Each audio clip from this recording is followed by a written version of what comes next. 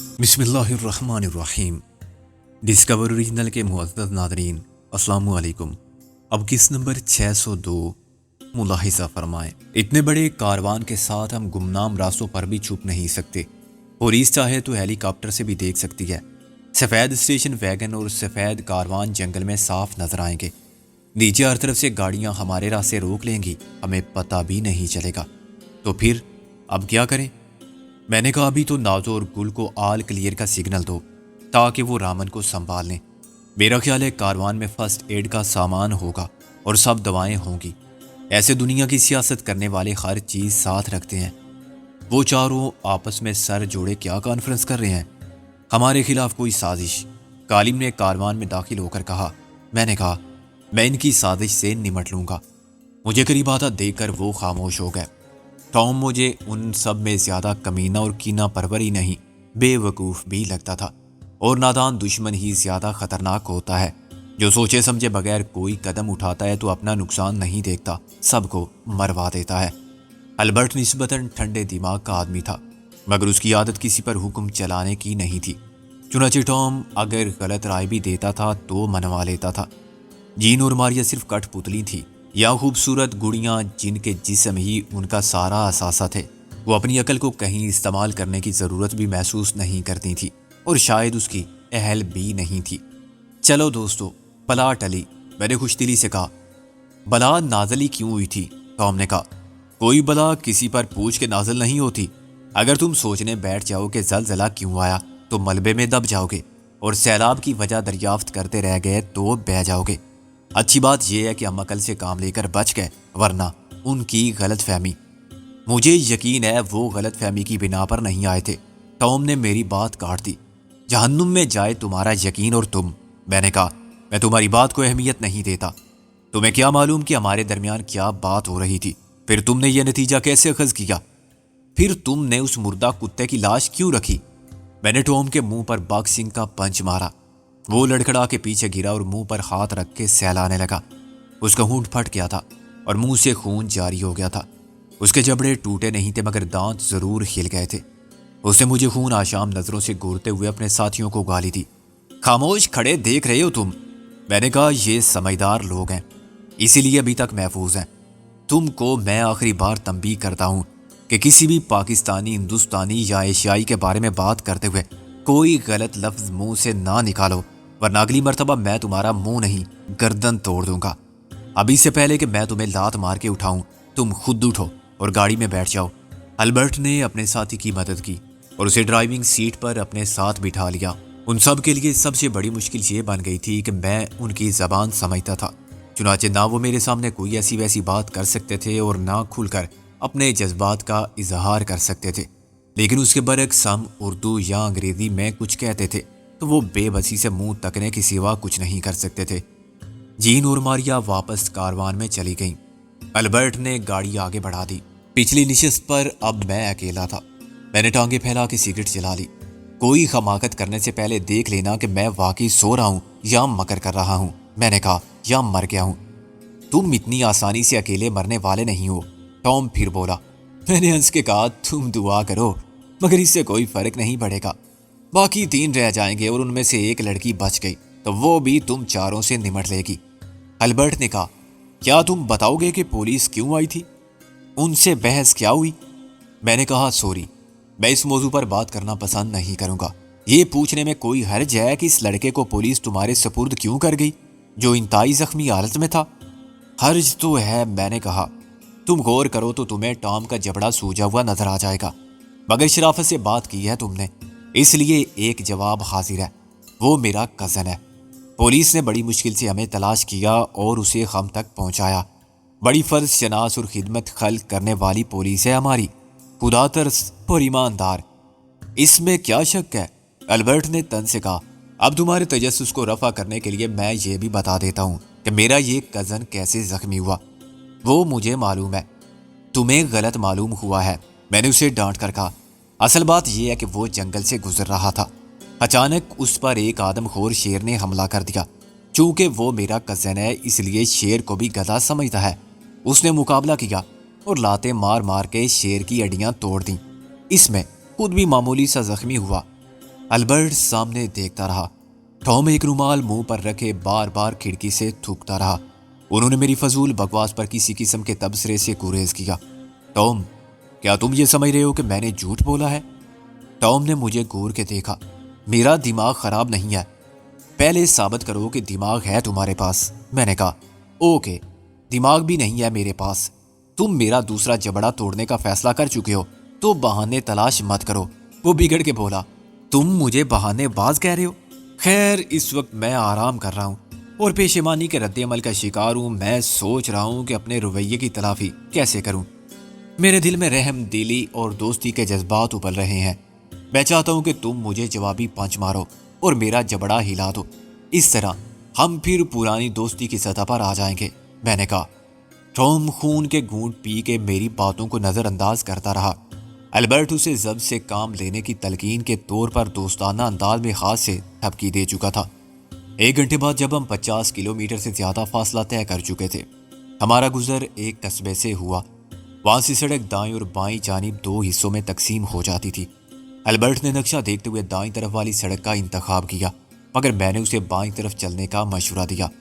اس نے حیرانی سے کہا، مگر یہ سڑک؟ میں نے کہا، یہ نقشہ مجھے دے دو۔ تمہیں اس کے مطابق نہیں، میری ہدایت کے مطابق چلنا ہوگا۔ تمہیں معلوم ہے یہ راستہ کہاں لے جائے گا؟ ہر راستہ کسی منزل کی طرف ضرور جاتا ہے، میں نے کسی فلسفی کی طرح کہا، اور منزل ہم بدلتے رہتے ہیں۔ سیاحت کا صحیح لطف ہی تب آتا ہے جب آدمی لکیر کا فقیر نہ ہو، بلکہ بے مہار اونٹ ہو، جدھر جی چاہا نکل گئے۔ راستہ گم کرنے میں بڑا ایڈونچر ہے، تمہارے لیے ہوگا۔ ہم ایک پہلے سے طے شدہ پروگرام کے مطابق چل رہے تھے۔ ٹام نے کہا کہ ہمیں کس وقت کہاں ہونا چاہیے اور کب واپس پہنچنا چاہیے۔ وہ سب بھول جاؤ، میں نے مشورہ دیا۔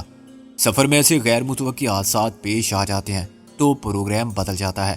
کیا تم سمجھتے ہو کہ اس طرح ہماری مرضی کے خلاف ہمیں کہیں زبردستی لے جانا اغوا کہلائے گا؟ اغوا بہت سنگین جرم ہے۔ ہم اس سے کہیں زیادہ سنگین جرائم کا ارتکاب کر چکے ہیں اور اس ملک کے قانون کو تم سے بہتر سمجھتے ہیں۔ کیا ہے اس ملک کا قانون؟ ٹام نے کہا، وہی جو ساری دنیا میں رائج ہے، اس وقت بھی رائج تھا جب تمہارے دادا پردادا جانوروں کی طرح غاروں میں رہتے تھے، اور آج بھی ہے جب 21ویں صدی کی جانب گامزن مہذب انسان نے خلا کو تسخیر کر لیا ہے۔ یہ ہے لاٹھی اور بھینس کا قانون، جس کی لاٹھی اسی کی بھینس۔ انگریزی میں کہتے ہیں مائٹ از رائٹ۔ چنانچہ یہ جو اقوام متحدہ ہے نا، اس کی سلامتی کونسل میں سب لاٹھی والے شامل ہیں، بڑے اور طاقتور ممالک، سپر پاورز۔ جو وہ کہتے ہیں وہی درست قرار پاتا ہے، جو وہ چاہتے ہیں وہی ہوتا ہے، وہ نہ چاہیں تو انصاف بھی نہیں ہوتا۔ اور کشمیر یا فلسطین کے رہنے والے، ان پر تمہارے حکمرانوں کی تلوار چلتی رہتی ہے۔ تم سفید فاموں نے ایک مائٹ از رائٹ سوسائٹی بنا لی ہے، چنانچہ مستند ہے تمہارا فرمایا ہوا۔ یہاں ہم نے ایک مائٹ از رائٹ سوسائٹی بنا لی ہے جس کے ہم سب معزز اراکین ہیں، اور جو ہم کہتے ہیں وہی صحیح ہوتا ہے، وہی قانون ہوتا ہے اور انصاف کا پیمانہ بھی۔ اس لیے my dear Tom, Dick and Harry, حکم مانو، حق اور انصاف کی بات مت کرو۔ سمجھ لو ہم سپر پاورز ہیں اور تم افریقہ ایشیا کی تیسری دنیا کے ممالک ہو۔ ٹام اور البرٹ اس سچ کے زہر کو خاموشی سے پینے پر مجبور تھے۔ گاڑی اب کسی بے نام سڑک پر رواں تھی اور اس راستے پر آہستہ آہستہ درختوں کی تعداد بڑھ رہی تھی۔ سڑک تنگ، ٹوٹی پھوٹی اور ویران تھی۔ اس پر اتنی بڑی لینڈ روور اور کاروان کو چلانا بہت مشکل کام تھا۔ آدھے گھنٹے میں ہم نے اس سڑک پر کوئی تانگا، ریڑھا یا بیل گاڑی گزرتے نہیں دیکھا، اور میں سوچنے لگا تھا کہ کہیں اس راستے پر آ کے ہم نے کوئی غلطی تو نہیں کر دی۔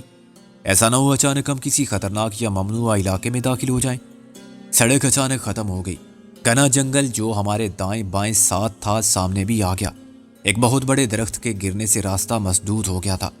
درخت شاید کئی مہینے پہلے گرا ہوگا۔ یہ اس کے تنے کا ایک حصہ تھا، دوسرا حصہ ابھی تک تنے کے ساتھ پیوست تھا، مگر تنے کے ساتھ ہی جھک گیا تھا۔ درخت کے آس پاس جھاڑیوں اور خودرو گھاس کے اگنے سے سڑک غائب ہو گئی تھی، اور اگر آگے کہیں پھر شروع ہوتی تھی تو وہ بھی نظر سے اوجھل تھی۔ سیدھے یا الٹے ہاتھ کی طرف سے راستہ کاٹ کے نکلنا بھی مشکل تھا۔ اسٹیشن ویگن اور کاروان کو گزارنے کے لیے جتنی جگہ درکار تھی وہ درختوں کے درمیان کہیں نہ تھی۔ درخت بہت قریب ایک دوسرے سے ملے ہوئے تھے اور ان کے بیچ کا خلا بھی جھاڑ جنکاڑ سے بھرا ہوا تھا۔ اس گھنے جنگل سے آدمی پیدل گزر سکتا تھا یا پھر جیپ میں گھوم پھر کے راستے کی تلاش جاری رکھ سکتا تھا۔ اب کیا حکم ہے مسٹر مائٹ؟ ٹام نے تلخی سے کہا۔ تم مسٹر مائٹ اور تمہارا ساتھی مسٹر رائٹ۔ البرٹ نے ٹام کے لہجے کی ناگوار تلخی کو مذاق کا رنگ دے دیا۔ میں نے نیچے اتر کے گرد و پیش کا جائزہ لیا اور سگریٹ کا دھواں چھوڑتے ہوئے کہا، یہ جگہ ہمیں پسند آئی۔ کاروان سے غالب باہر نکلا، کیا ہم راستہ بھول گئے ہیں؟ میں نے کسی فلسفی کی طرح کہا، ہم سب صراط مستقیم سے بھٹک چکے ہیں۔ آدمی کو بھی میسر نہیں انسان ہونا۔ میری نظر قرب قیامت کی نشانیاں دیکھ رہی ہے مرزا غالب۔ رامن کا کیا حال ہے؟ ممکن ہے وہ بچ جائے، ممکن ہے وہ مر جائے، گویا تیسری صورت کوئی نہیں، میں نے غور کرتے ہوئے کہا۔ ٹام اور البرٹ گاڑی سے اتر آئے تھے اور سخت بے بسی کے ساتھ ادھر ادھر دیکھ رہے تھے۔ آغاز سفر سے پہلے انہوں نے سوچا بھی نہ ہوگا کہ وہ کہیں اتنے بے اختیار بھی ہوں گے۔ وہ دنیا کی سیر کے لیے نکلے تھے اور ہنستے کھیلتے بے فکری سے اپنے پروگرام کے مطابق بڑھتے جا رہے تھے کہ بدبختی نے انہیں ہماری طرف دھکیل دیا اور وہ لالچ کے جال میں پھنس گئے۔ اب عملاً وہ ہماری قید میں تھے اور انہیں یہ بھی یقین کرنا مشکل ہوگا کہ کبھی پھر وہ آزادی سے اپنے سفر پر روانہ ہو سکیں گے۔ ان حالات میں یہ خدشات غلط نہ تھے کہ ہم انہیں اس ویرانے میں مار کے دفن بھی کر جائیں تو کسی کو کبھی کچھ معلوم نہ ہو۔ جین اور ماریا باہر آئیں تو خوف سے ان کی حالت غیر تھی۔ وہ ہم سے بچ کر ٹام اور البرٹ کے ساتھ جا کھڑی ہوئی۔ یہ کیا ہے آخر؟ ہم کہاں ہیں؟ جین نے کہا، جہنم میں، شاید اس سے بھی بدتر جگہ ہے۔ ٹام نے کہا، یہ لوگ یہاں کیوں لائے ہیں ہمیں؟ ماریا نے کہا، بے وقوف عورت۔ ٹام نے بنا کے کہا، دیکھتی نہیں یہ کتنی اچھی جگہ ہے، سرسبز و شاداب، پرسکون اور الگ۔ دفن ہونے کے لیے ایسی جگہ کسے میسر آتی ہے؟ شٹ اپ ٹام، البرٹ نے کہا، ایسا نہیں ہو سکتا، تم غلط سمجھ رہے ہو۔ جین بولی، نہیں میں بالکل ٹھیک سمجھا ہوں، اب ان کے لیے ضروری ہو گیا ہے کہ ہمیں قتل کر دیں۔ ٹام نے کہا، کیونکہ ہم سب کچھ جان گئے ہیں، ان کے لیے خطرہ بن گئے ہیں، یہ سڑک پر ہمیں قتل کر کے ہماری لاشیں۔ خدا کے لیے ٹام، ماریا چلائی، لاشیں کہاں پھینکتے؟ یہاں ہمیں لانے کا مقصد یہی ہے کہ قتل کر کے گاڑ دیا جائے۔ ٹام نے اپنی بات جاری رکھی۔ غالب نے کہا، کیا فرمایا ہے انہوں نے؟ میں نے مسکرا کے کہا، فرماتے ہیں کہ ہم انہیں یہاں قتل کر کے دفن کرنے کے لیے لائے ہیں۔ اب گل کے ساتھ نازو بھی کاروان سے باہر آ گئی تھی۔ کیوں بلا وجہ انہیں دہشت زدہ کرتے ہو؟ بتا دو کہ ہمارا ایسا کوئی ارادہ نہیں، غالب نے کہا۔ ابھی سے کیسے بتا دوں؟ میں نے کہا، کیا پتا انہیں سچ مچ مارنا پڑ جائے۔ یار جب آدمی کو موت سامنے نظر آنے لگتی ہے تو وہ مرنے سے بھی نہیں ڈرتا، مرنے سے پہلے مارنے کی سوچتا ہے اور خطرناک ہو جاتا ہے، غالب نے کہا۔ ہم انہیں یقین نہیں دلا سکتے کہ ہمارے ارادے بہت نیک ہیں، میں نے کہا۔ کوشش تو کر سکتے ہیں، میں نے کہا۔ اچھا کوشش کرتا ہوں میں، اور پھر ان سے مخاطب ہو گیا۔ حضرات اور خواتین، میں نے کہا، میرے ساتھی یہ چاہتے ہیں کہ میں تم سب کو اپنی نیک نیتی کا یقین دلاؤں، یہ بتاؤں کہ ہم یہاں صرف اس لیے آئے ہیں کہ تعاقب کرنے والوں کی نظر سے اوجھل ہو جائیں۔ ہم سڑک پر چلتے رہتے تو آگے ہر قدم پر نئی مشکل کا سامنا ہوتا، کہیں نہ کہیں ہم گرفتار ہو جاتے۔ ابھی ایک پولیس پارٹی ناکام لوٹ گئی، دوسری زیادہ قوت اور وسائل کے ساتھ آ سکتی تھی۔ وہ ہیلی کاپٹر کی مدد سے ہمیں تلاش کر لیتے یا آگے کہیں پورے بختر بند ڈویژن کے ساتھ گھیرے میں لے لیتے۔ یہ جگہ ایسی ہے کہ یہاں کوئی ہم تک آسانی سے براہ راست نہیں پہنچ سکتا۔ تم نے ایسا کیا جرم کیا ہے کہ پولیس تمہیں گرفتار کرنا چاہتی ہے؟ ٹام نے کہا۔ غالباً میں پہلے بھی بتا چکا ہوں کہ اس موضوع پر کسی بھی سوال کا جواب نہیں دیا جا سکتا۔ تم جو چاہو فرض کر سکتے ہو، کسی وجہ کے بغیر پولیس کسی کا یوں پیچھا نہیں کرتی، میں نے کہا۔ تم اپنے دماغ سے فضول خیالات کو دور رکھو اور صرف تعاون کرو تو میں وعدہ کر سکتا ہوں کہ بہت جلد تم بخیر و عافیت اپنا سفر پھر شروع کر سکو گے۔ تم اور تمہارا وعدہ، ٹام نے تلخ لہجے میں کہا۔ میں نے اسے کالر سے پکڑ کر کھینچ لیا اور اوپر اٹھا کر زمین پر دے مارا۔ مجھے جھوٹا کہہ رہے ہو تم؟ کیا میں ڈرتا ہوں تم سے کہ جھوٹ بولوں گا؟ کیا تمہیں شوٹ کر دینا میرے لیے مشکل ہے؟ کوئی کیا بگاڑ سکتا ہے میرا اگر میں تم سب کو یہاں گاڑ جاؤں؟ مگر میں وہی کرتا ہوں جو کہتا ہوں۔ جب میں بتا رہا ہوں کہ بہت جلد تمہیں آزاد کر دیا جائے گا تو تمہیں یقین کرنا چاہیے۔ البرٹ نے ٹام کو سہارا دے کر اٹھایا۔ تم کو اس کی بات پر اتنا مشتعل نہیں ہونا چاہیے، یہ تیز مزاج ہے، احمق ہے۔ میں یقین کرتا ہوں تمہاری بات کا اور تمہیں یہ بھی یقین دلا سکتا ہوں کہ نہ ہماری طرف سے عدم تعاون کا مظاہرہ ہوگا اور نہ دشمنی کے جذبات کا۔ اپنی جان بچانے کے لیے ہم تمہاری ہر ممکن مدد کریں گے، آگے تمہاری مرضی۔ البرٹ تم سمجھدار آدمی ہو، اگر تمہارے وہی حالات ہوتے جو ہمارے ہیں تو شاید تم اتنے ٹھنڈے دماغ سے کام نہ لیتے، تم ہمیں مار کے اپنی جان چھڑاتے، اپنے دماغ پر کوئی بوجھ نہ رکھتے۔ مگر یہ تمہاری خوش قسمتی ہے کہ ہم وہ بے ضمیر پیشہ ور مجرم نہیں ہیں جو کسی کو قتل کرتے ہوئے اتنا بھی نہیں سوچتے جتنا کسی درخت کی ٹہنی سے ایک پتا توڑتے ہوئے۔ تم سب کو قابو میں رکھو، میں پھر تمہیں یقین دلاتا ہوں کہ حالات ایسے نہیں رہیں گے۔ آخرکار ہم اپنے راستے پر چلے جائیں گے اور تم اپنی مرضی سے کہیں بھی جا سکو گے۔ Thank you. ایک وعدہ میں بھی کرتا ہوں، ہم کبھی کسی کے سامنے تم سے ملاقات کا اعتراف نہیں کریں گے اور نہ خود کسی سے تمہارے بارے میں کچھ کہیں گے جب تک ہم وطن واپس نہیں پہنچ جاتے۔ البرٹ نے کہا، آل رائٹ، اب اس سے پہلے کہ بارش شروع ہو درختوں سے شاخیں توڑ کے اسٹیشن ویگن کی اور کاروان کی چھت پر پھیلا دو، سائیڈ میں لگا دو۔ تم اسے کیمو فلاج کرنا چاہتے ہو؟ میں سمجھ گیا۔ ہاں، مجھے یقین ہے کہ ہماری تلاش کے لیے ہیلی کاپٹر ضرور استعمال ہوں گے۔ اس وقت بادل ہیں، اوپر زیادہ بلندی سے نیچے کا منظر دھند اور غبار میں صاف نظر نہیں آ سکتا۔ وہ کم بلندی پر رہ کے دوربین سے دیکھنے کی کوشش کریں گے۔ انہیں جنگل میں کوئی سفید دبا بھی نظر نہیں آنا چاہیے۔ گھنے درختوں کے درمیان یہ کوئی مشکل یا ناممکن کام نہیں۔ ہم نے یہ کام ان کے ساتھ مل کے کم سے کم وقت میں پورا کیا۔ اس سے مجھے یہ اطمینان حاصل ہو گیا کہ فوری طور پر ہماری تلاش میں کامیابی ممکن نہیں۔ ابھی تک ہم نے جس راستے پر سفر کیا تھا اس پر ہم بہت سے سراغ چھوڑ آئے تھے۔ انہی کی مدد سے پولیس نے رامن کو پکڑ لیا تھا اور پھر اس سے تشدد کے ذریعے معلومات حاصل کر لی تھی۔ ہمیں بہت سے لوگوں نے 4 غیر ملکیوں کے ساتھ دیکھا ہوگا، وہ سب ہماری نشاندہی کر سکتے تھے اور ایک نااہل تھانے دار کی آنکھوں میں دھول جھونکنے کے بعد اس بات کے امکانات بڑھ گئے تھے کہ اب اعلیٰ سطح پر تحقیقاتی ادارے ہماری تلاش کے لیے نئی حکمت عملی وضع کریں گے۔ ان کے لیے ہمارے راستے کا تعین کرنا آسان ہوگا، اور جب اس راستے پر ہمارا سراغ نہیں ملے گا تو وہ آس پاس کا سارا علاقہ چھان ماریں گے، اس یقین کے ساتھ کہ ایک اسٹیشن ویگن اتنے ہی بڑے کاروان سمیت روپوش ہونا عملاً ناممکن کام ہے۔ ہم اپنے کام سے فارغ ہوئے ہی تھے کہ گہرے بادل چھلک پڑے اور موسلادھار بارش نے ہمیں کاروان کے اندر پناہ لینے پر مجبور کر دیا۔ کاروان کسی پختہ کمرے کی طرح تھا، اندر ہم بالکل محفوظ رہے۔ گل نے مختصر سے کچن میں گیس کا چولہا جلا کے کافی بنائی اور لنچ میں ہم نے پھر ناشتے کا بچا ہوا سامان استعمال کیا۔ اندر کم جگہ ہونے کے باوجود ہم 2 گروہوں میں بٹ کر بیٹھ گئے تھے۔ جین اور ماریا بوتل سے منہ لگا کے پی رہی تھی اور نشے کی خود فراموشی میں سارے غموں کو بھلانے کی کوشش کر رہی تھی۔ آہستہ آہستہ وہ فکرے فردا اور غم دوش سے بیگانہ ہو گئیں اور زور زور سے ہنسنے لگیں اور باتیں کرنے لگیں۔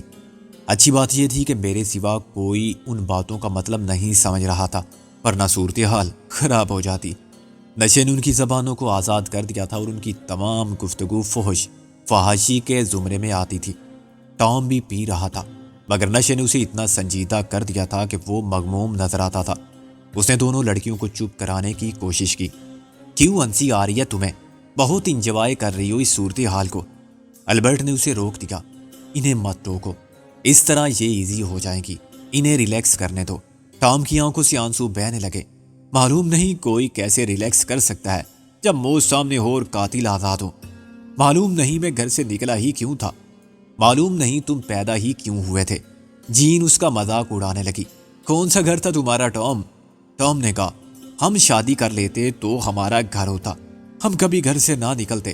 تم دونوں نے انکار نہ کیا ہوتا تو آج میں یہاں بیٹھا قسمت کو نہ روتا، پھر میں اپنی قسمت کو روتی۔ جین نے ہنس کے کہا۔ رامن دونوں طرف کی بینچوں کے درمیان ساکت لیٹا ہوا تھا۔ اس کی حالت بتدریج بگڑتی جا رہی تھی۔ ہم اس کے لیے جو کچھ کر سکتے تھے کر چکے تھے۔ اگر فوری طور پر اسے انتہائی نگہداشت کے کسی وارڈ میں رکھا جاتا تو شاید وہ بچ سکتا تھا، مگر یہاں وہ کاروان کے فرش پر لیٹا ہچکولے کھا رہا تھا اور پولیس کے تشدد کا عذاب جھیلنے کے بعد سفر کی صعوبت برداشت کرنے پر مجبور تھا۔ میں نے کئی بار اس سے پوچھنا چاہا کہ وہ ہمیں اپنے ساتھ ہونے والے وحشیانہ مظالم کے بارے میں کچھ بتائے، یہ بتائے کہ پولیس نے اسے کیسے پکڑا تھا، اس کی بہن کے ساتھ کیا سلوک کیا تھا اور وہ اب کہاں ہے، اس کی ماں کیسے مر گئی تھی، مگر اس کی آنکھیں بند رہیں اور لب خاموش رہے۔ رات کو کسی وقت وہ خاموشی سے مر گیا۔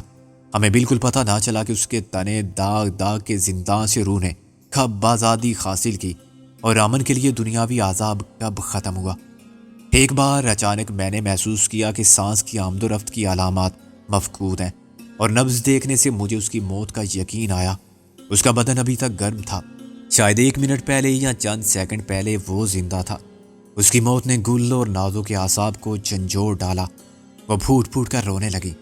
صدمہ مجھے اور غالب کو بھی تھا، مگر ہم نے گل اور نازو کو تسلی دینے کے لیے خود رونے سے اجتناب کیا۔ ٹام اور البرٹ کے ساتھ دونوں لڑکیاں بھی ہمیں تعجب سے دیکھتی رہیں۔ ان کے لیے رامن جیسے کسی بے مایا اور لاوارث شخص کے لیے آنسو بہانا بھی آنسوؤں کا ضیاع تھا۔ میں نے ٹام اور البرٹ کو اشارہ کیا، چلو اٹھو، ہمیں اس کی تدفین کرنی ہوگی۔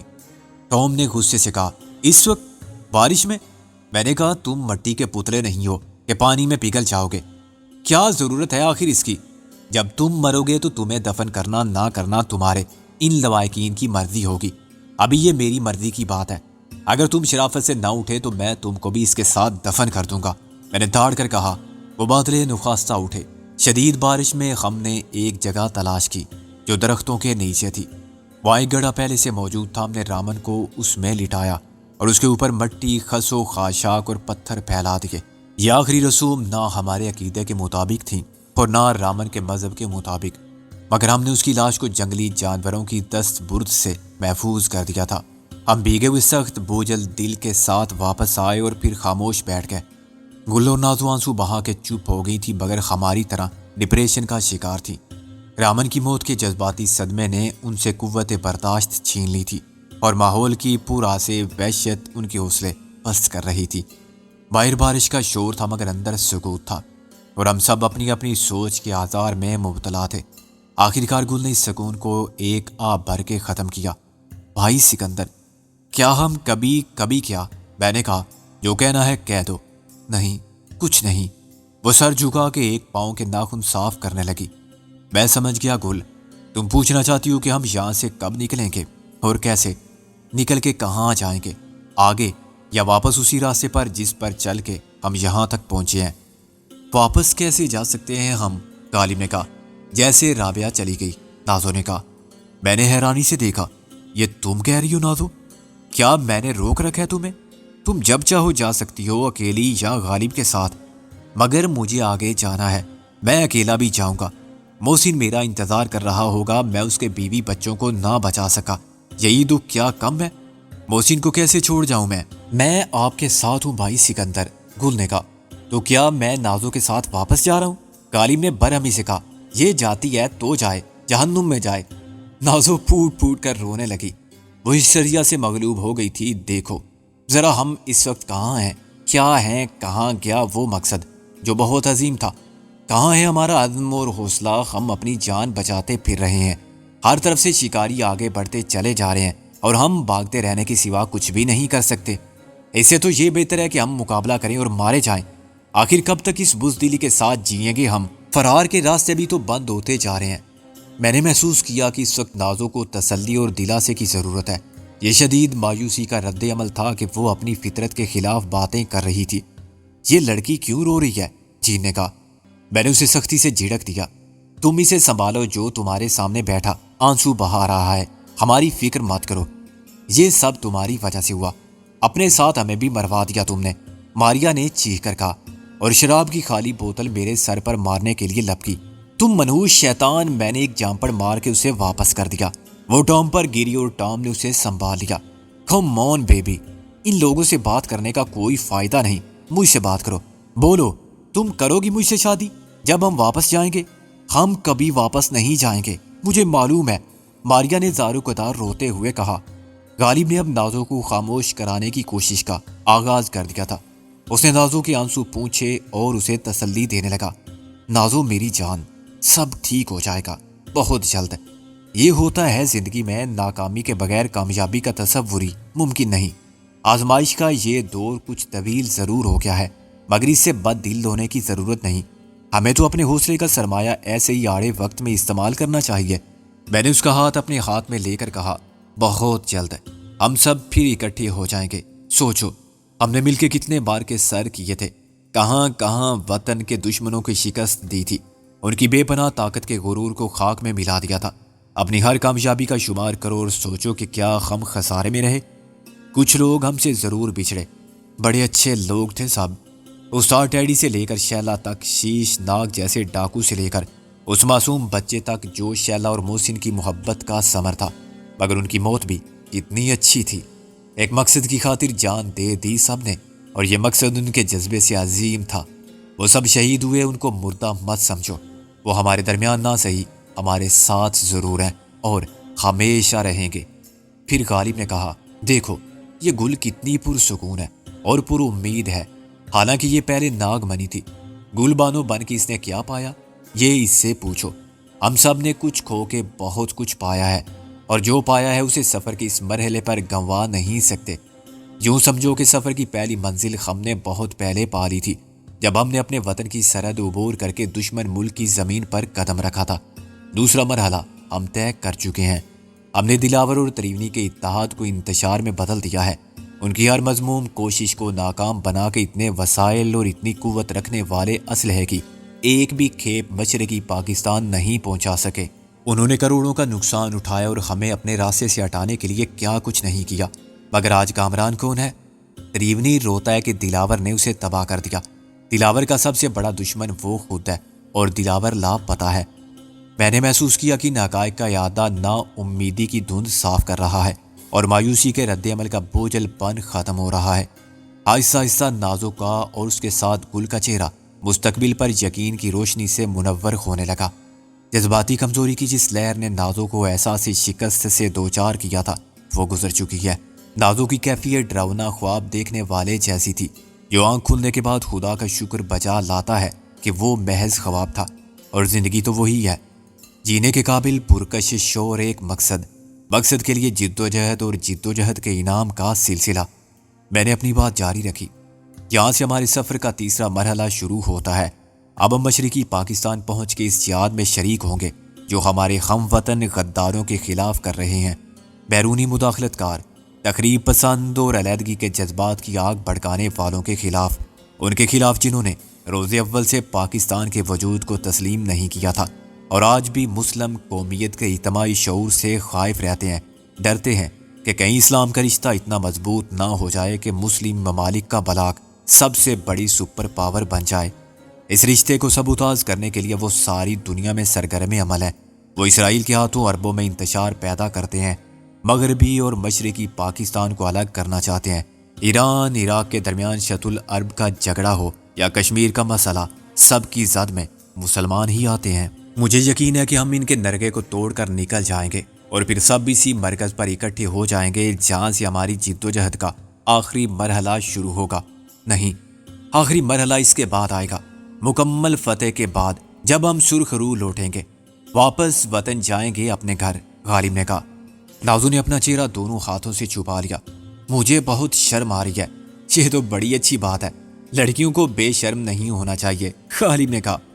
معلوم نہیں کیا ہو گیا تھا مجھے، پاگل ہو گئی تھی میں کہ میں نے ایسی بات کہہ دی، نازو نے کہا۔ پاگل ہو کے کبھی ہم سے بھی کوئی پاگل پن کی بات کہہ دو، غالب نے آپ بھر کے کہا۔ دل ہمارا بھی بہت اداس ہے۔